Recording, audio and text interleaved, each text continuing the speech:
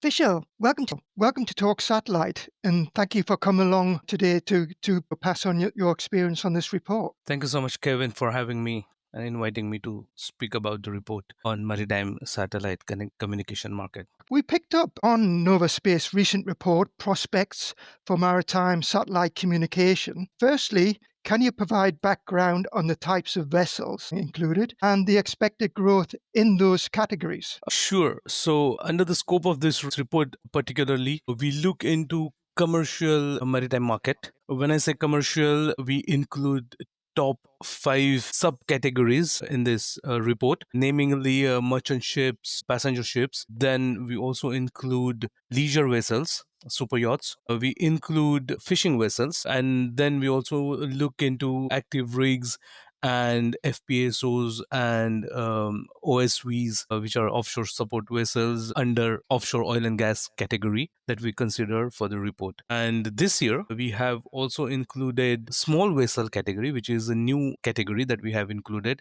But at the same time, as we understand the complexity of this particular market, which is a very vast market, we decided to remain on a high level and not go into details. But for other markets, we go into details to see the impact that satellite communication is going to have on each of those markets.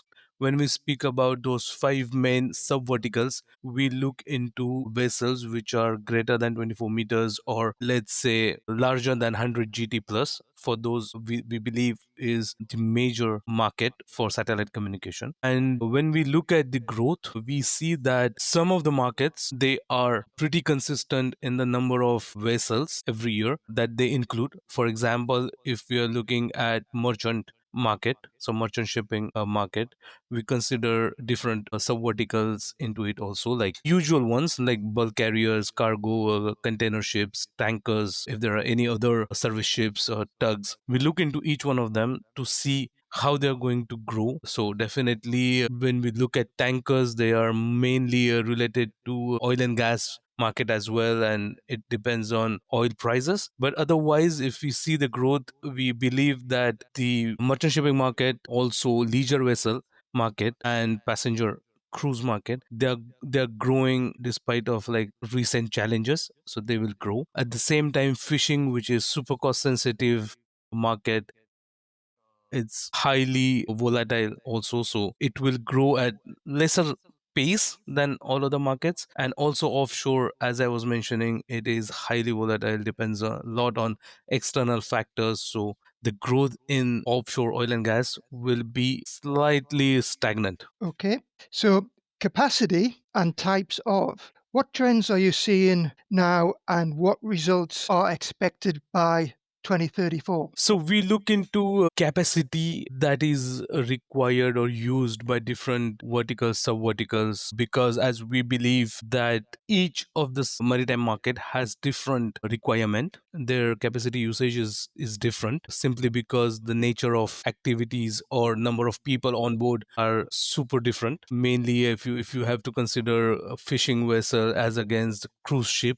the number of people on board are different, so their requirement are different. So when we look at everything, every other aspect of those ships, we see that the growth in the capacity demand is set to increase exponentially in the coming decade. We have seen, I mean, our analysis showed that somewhere around 300 gbps capacity required at the year end 2024, which is expected to increase, let's say, around sevenfold to more than 2 Tbps by 2034. So that's the magnitude of change that we are expecting to happen. So, can you also picturize how the connecting supplier base will look?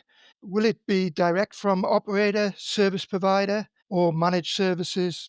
The way forward. I think this is a quite interesting topic because it is highly dynamic at this point of time, I would say, and it is mainly because of the entry of NGSO into the market. So, to give you an example, if you look at Starlink, so when they entered the market, they were decided to go direct to the end customer, but when definitely they looked at the market overall, it's highly fragmented. It's massive market. It's like super granular as well. So they very quickly adapted themselves to from going direct to going through partnerships. And if you see, I think if I'm not wrong, at least they have like now more than 35 distribution partnerships in place to address a maritime market. So that shows the requirement of many go to market strategies coexisting at any given point of time. So there will be some markets which would like to go direct to the service providers or satellite operators to kind of eliminate the kind of mediator. At the same time, some of the markets which are cost sensitive markets, they would like to kind of have tailor-made solution for themselves, and for some others those don't have their in-house capabilities of installing terminal, maintaining terminals, or maintaining let's say network management capabilities. They would like to go through service providers or distribution partners to facilitate all other surrounding activities.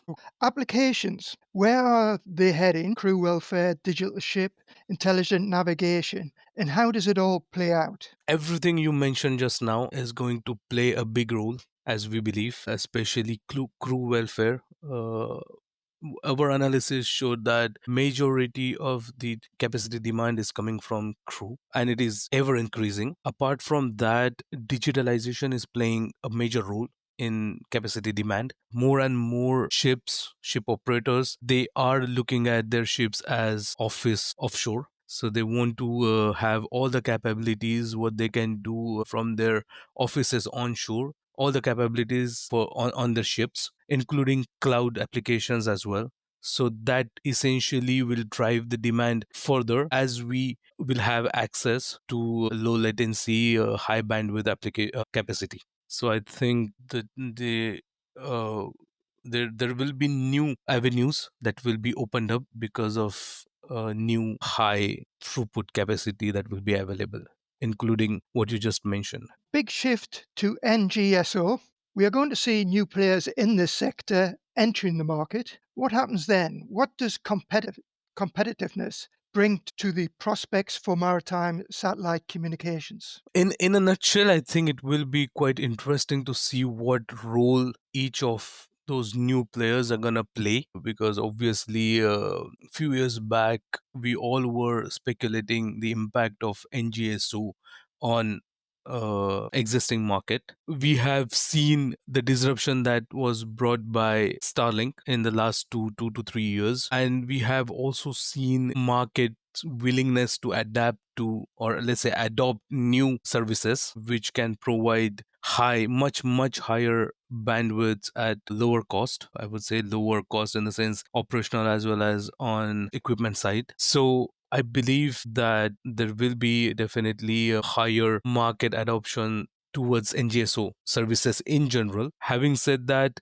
today, as you see, all ship operators are not relying on any one solution. They are opting for like hybrid solutions where the majority of the traffic is routed through NGSO, whereas they are still using geo existing VSAT solution as companion solution and allowing some traffic to pass through geo. I think going forward there will be a time when there will be multiple solutions that will coexist, and there will be a market share to capture for the competitors. Only if we have to speak only about NGSOs, then definitely uh, as we look at it from outside now, Link has kind of set up a benchmark. Then whoever will come after, they will have to exceed that benchmark. Otherwise, it will be difficult for them to remain competitive